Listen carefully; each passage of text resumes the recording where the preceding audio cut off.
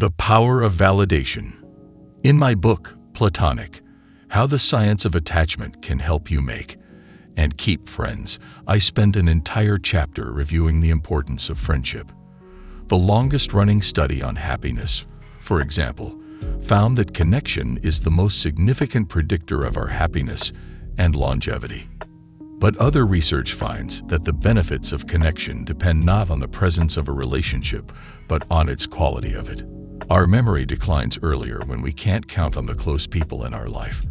Research on ambivalent friends, the ones we have mixed feelings about, finds that discussing something bad with them increases our heart rate, and so does simply having them. Another study found that the more ambivalent friends women had, the shorter their telomeres, an indicator of the body's premature aging. These studies suggest that it's not just any old friend we should welcome into our lives. It's the right kind of friend. What should we look for to find them? One key factor is they're validating. What is validation? According to renowned psychologist Marsha Linehan, validation means communicating to someone that her or his responses make sense and are understandable within her or his current life context or situation. Linehan argues that what makes us emotionally dysregulated adults is experiencing little validation as a child. Some people may be reluctant to validate someone they think is wrong. But according to Linehan's definition, validation isn't agreeing. It's legitimizing. It's signaling. It is okay that you feel that way, given all you've been through, not that what they say is right. The power of validation.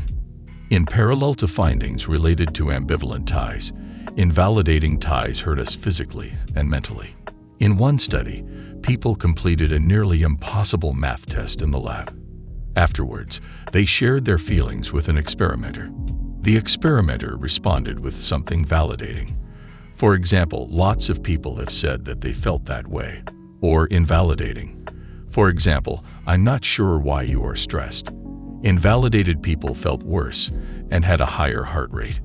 They also felt less safe in the interaction and were more disengaged, showing less eye contact, frowning more, and smiling less.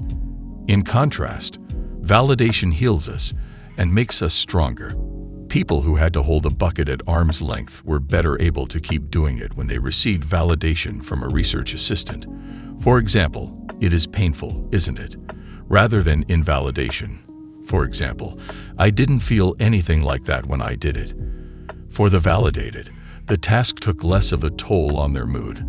Another study found that when people were validated after sharing feelings about being excluded in the lab, they reported higher self-esteem and less aggression and negative mood. If we can become more validating friends, according to this research, we'll make our friends feel safer, happier, and better about themselves. Not only that, but they'll also be more engaged with and less aggressive toward us. That's why it'll benefit us and our friends if we can learn to be more validating. How to validate to be more validating. The first, pause and absorb your friend's experience. Think about what their experience must be like for them, given what you know of their history and personality. This will allow your validation to be genuine and not hollow. Then you can offer any of the following validating statements. 1. It makes sense that you feel that way. 2. I think your feelings are valid here. 3. Your views are understandable. 4. I get what you're saying. 5. To validate and disagree. I get why you see it that way. Here's what I would add based on my view of the situation. Thanks for watching, and until the next video. Remember, change your thinking and you change your life.